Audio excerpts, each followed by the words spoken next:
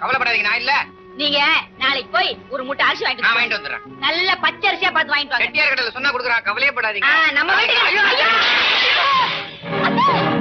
கையில அரிசியோட நின்னு உங்களுக்கு வாய்க்கரிசி போட நினைச்சிட்டாங்க அத்தை. ஐயோ, மேல இருந்து தூக்கி போட்டாங்களே.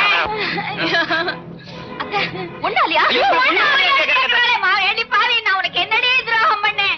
ஏண்டி எல்லாரும் சேர்ந்து என்ன கொல்ல பாக்குறீங்க? மாப்பிள சதி, திட்டமிட்ட சதி. மாமியாரோட ஆட்சியை கவுக்க மருமகளோட திட்டமிட்ட சதி. ஏண்டி நீங்க எல்லாம் நல்லா இருப்பீங்களா? ஐயோ மாப்பிள, இந்த பாத்தீங்களா இவ்ளோ பெரிய தொட்டி மேல இருந்து தலைவர் டமால போட்டுங்கம்மா. ஆசனி அட்வைஸ் சொல்றேன். நான் அரண்டு போய் சொல்றேன் சார். இன்னைக்கு மீன் தொட்டி என் தலையில தள்ளவ நாளைக்கு என்ன மாடியில தள்ள மாட்டான்னு என்ன நிச்சயம்? இத பாருங்க, இந்த வெத்து காயத்துல பூரா கையெழுத்து போட்டிருக்கேன். என் சொத்தை பூரா மாப்பிளை பேருக்கு மாத்திடுங்க. அது வந்து நான் சொல்றேன், இது வெட்டுக்காயத்துல பெட்ரோல் ஊத்துற மாதிரி. நான் யாரு? உங்க மாப்பிளை.